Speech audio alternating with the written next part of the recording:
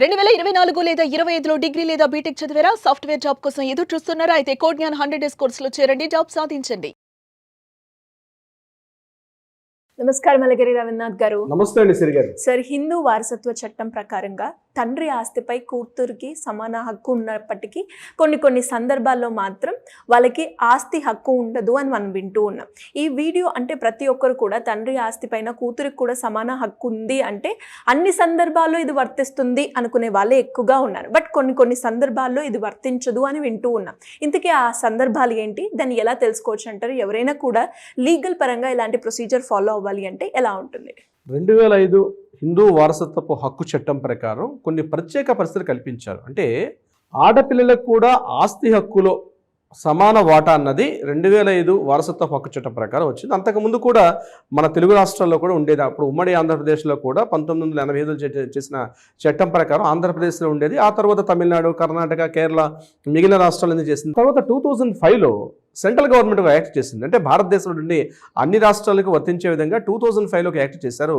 అది Hindu succession act అంటారు, లేకపోతే హిందూ వారసత్వపు హక్కు చట్టం అంటారు. దాని ప్రకారం ఆడపిల్లలకు కూడా ఆస్తి హక్కులో సమాన వాటా ఉంటుంది. అబ్బాయితో పాటు, కొడుకుతో పాటు కూతురుకు కూడా సమాన హక్కు ఉంది. అయితే కొన్ని ప్రత్యేక పరిస్థితుల్లో మాత్రం ఆడపిల్లలకు ఆస్తి హక్కు ఉండదు. మనం ఈ వీడియో ద్వారా ఏ పరిస్థితుల్లో ఆడపిల్లలకు హక్కు ఉండదు అది తెలుసుకుంటే మిగిలిన సందర్భాల్లో కూడా ఆస్తి హక్కు ఉన్నట్టే కదా. సో ఏ పరిస్థితుల్లో ఆస్తి హక్కు ఉండదండి నేను మీకు ఈ వీడియో ద్వారా మీకు చెప్పే ప్రయత్నం చేస్తాను సిరి గారు. ఇందులో మొట్టమొదటిగా తెలుసు, ఆస్తి అనేది 2 రకాలుగా ఉంటుంది. ఒకటి తండ్రి సొంతంగా సంపాదించుకున్న ఆస్తి, తండ్రికి యాన్సెస్ట్రల్ ప్రాపర్టీ అంటే వారసత్వంగా వస్తున్నటువంటి హక్కు అనేది 2 రకాలుగా ఉంటుంది. ఇప్పుడు తండ్రికి తను సంపాదించుకున్నటువంటి ఆస్తి సెల్ఫ్ గైన్డ్ ప్రాపర్టీ అంటారు. అంటే తను సంపాదించుకున్న ప్రాపర్టీ ఏదైతే ఉందో తండ్రి ఎవరికైనా ఇవ్వచ్చు.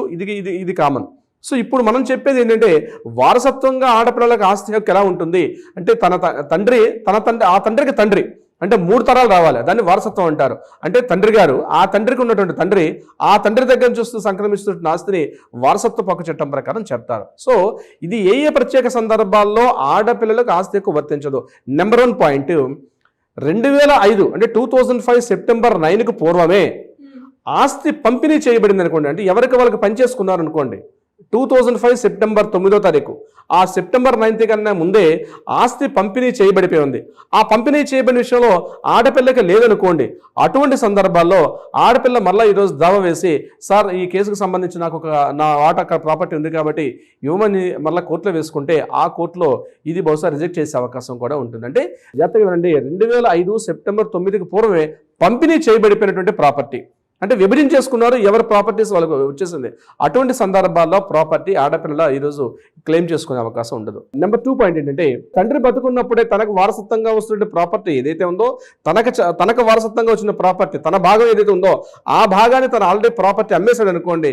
నాకు వారసత్వ ప్రకారం నా తండ్రి ప్రకారం నుంచి నాకు రావాలి కాబట్టి నాకు కావాలని చెప్పి ఆల్రెడీ వేరే వ్యక్తికి అమ్మేసిన తర్వాత కూడా ఈ ప్రాపర్టీని క్లెయిమ్ చేసుకునే అవకాశం కూడా ఉండదు. ఇది నెంబర్ 2 పాయింట్. నెంబర్ 3, ఆడపిల్ల దత్తతకి వెళ్ళిపోయింది అనుకోండి. అంటే ఇంటి పేరు మారిపోయింది. చిన్నప్పుడే ఈ కన్న తల్లిదండ్రులు ఈ అమ్మాయిని వేరే వాళ్ళకి దత్తతకి ఇచ్చేసుకున్నారు. అంటే అమ్మాయి దత్తత తీసేసుకుంది వేరే ఇంటికి. అప్పుడు ఇంటి పేరు మారిపోయింది. అది కూడా అఫీషియల్గా చట్ట ప్రకారంగా దత్త స్వీకారం జరిగిన సందర్భంలో వేరే ఇంటికి అమ్మాయి కూతురుగా ఉండేటప్పుడు దత్త స్వీకారం జరిగింది కాబట్టి ఆ ఇంటి యొక్క ప్రాపర్టీ రైట్స్, ఆ వారసత్వ హక్కులకు ఆ అమ్మాయి అక్కడ ఉంటుంది తప్పించి చట్ట ప్రకారంగా కన్న తల్లిదండ్రుల యొక్క ఆస్తికి ఈమె వారసత్వంగా వస్తుంది కాబట్టి నాకు ఇంటి నుంచి రావాలని చెప్పి, అంటే మా నాన్నగారు నా కన్న తండ్రి దగ్గర నుంచి కూడా నాకు ఆస్తి ప్రాపర్టీ రావాలి అని చెప్పి క్లెయిమ్ చేసుకోవడానికి కూడా వీలు పడదు. ఇది గుర్తుపెట్టుకోవాలి. 4వ పాయింట్, అమ్మాయి స్వచ్ఛందంగా ప్రాపర్టీని వద్దు అనుకొని ఒక పేపర్ మీద సంతకం పెట్టిన సందర్భాల్లో. అంటే ఎలా చెప్తాను, ఎగ్జామ్ చూడండి. ఇటీవల నా దగ్గర ఒక కేసు వచ్చింది. ఆ అమ్మాయి ఏం చేసిందంటే తన మ్యారేజ్ సందర్భంలో, ఇప్పుడు 25 years మ్యారేజ్ అయిపోయింది. ఆ మ్యారేజ్ సందర్భంలో ఆమె ఏం చేసిందంటే, ఇక నాకు మా నాన్నగారి దగ్గర నుంచి నాకు ఏ ప్రాపర్టీ నేను తీసుకోను అని చెప్పి ఒక పేపర్ రాసిచ్చేసి వాళ్ళ అన్నలకి ఇచ్చేసింది ఆ యొక్క సంతకం పెట్టి. ఎందుకు?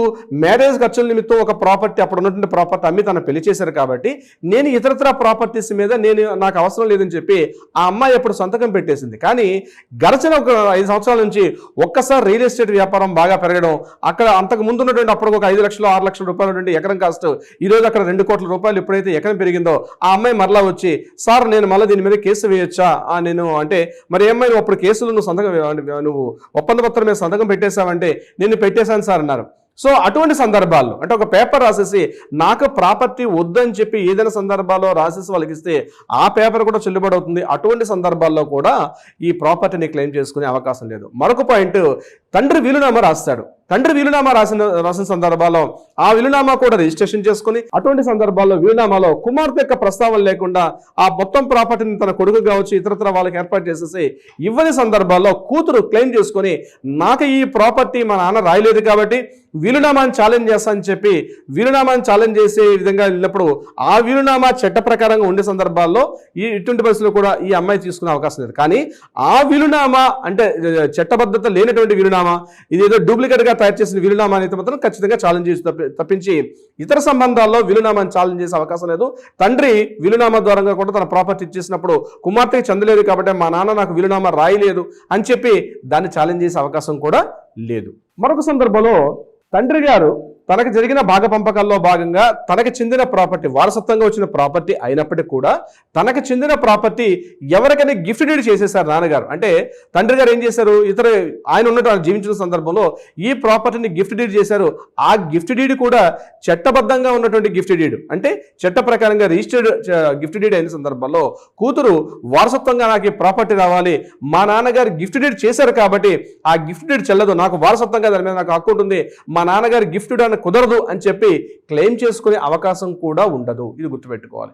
మరొక పాయింట్, స్థిరపడిన ఆస్తులు అంటే నాన్నగారు ఏం చేస్తారు, ఒక ట్రస్ట్ ఉంటుంది, ఆ ట్రస్ట్కి రాసేస్తారు, లేకపోతే ఒక దేవాలయానికి రాసేస్తారు, లేకపోతే ఒక అనాథాశ్రమానికి రాసేస్తారు. తన ద్వారా అంటే పూర్వీకుల నుంచి సంక్రమిస్తున్న ఆస్తి ప్రాపర్టీ ఏదైతే ఉందో తనకు చెందిన భాగ పంపకాల్లో తనకు ఏదైతే ప్రాపర్టీ వచ్చిందో ఆ ప్రాపర్టీని తన ఏదో ట్రస్ట్ కాసినా లేకపోతే అనాథాశ్రమానికో ట్రస్ట్కో దేవాలయానికో ఇతరత్ర ఏదైనా అటువంటి వాటికి రాసిన సందర్భాల్లో మరలా ఆ తండ్రి చనిపోయిన తర్వాత నాకు వారసత్వంగా రావాల్సిన మా ప్రాపర్టీని మా నాన్నగారు ఇట్లా అనాథాశ్రమాలకు కానీ దేవాలయాలకు కానీ ట్రస్ట్లకు కానీ రాయడానికి కుదరదని చెప్పి ఆ ప్రాపర్టీ మీద క్లెయిమ్ చేసుకునే హక్కు కూడా ఆడపిల్లకు ఉండే అవకాశం లేదు. ఇదంతా ఒక సబ్జెక్ట్ అండి సిరిగారు. అంటే మనం మాట్లాడుకుంటూ పోతే ఇది ఒక సెషన్స్ అవుతాయి. చాలా రకాల అంటే ఒక్కొక్క కేసుకు ఒక్కొక్క రకాల సందర్భాలు వస్తూ ఉంటాయి. ఏ సందర్భాల్లో దీనికి సంబంధించిన ప్రాపర్టీస్ ఆడపిల్లలకు హక్కు ఉంటుంది, ఆడపిల్లలకు హక్కు ఉండదు అని చెప్పే సందర్భాలు మారిపోతూ ఉంటాయి. సో దీనికి సంబంధించి ఏంటంటే చట్టంలోకి వివరాల్లోకి వెళ్ళేటప్పుడు మాత్రం ఖచ్చితంగా తెలిసే అవకాశం ఉంటుంది శ్రీగారు.